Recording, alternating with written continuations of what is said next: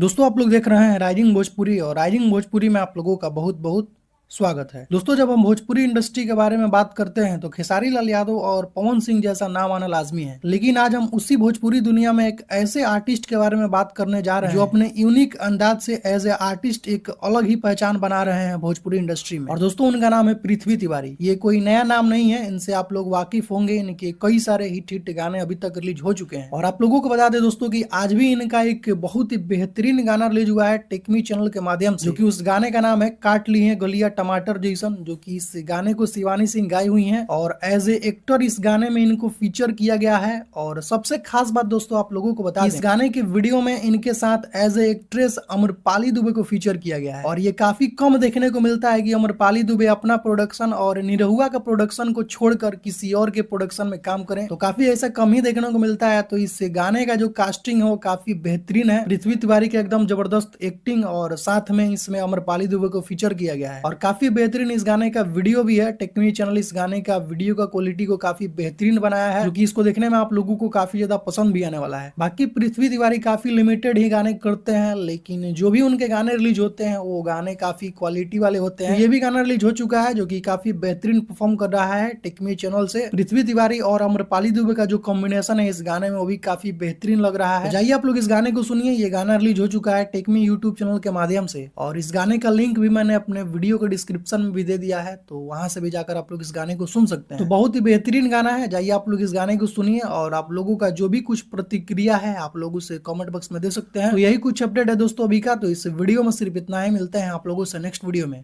Thank you so much video देखने के लिए।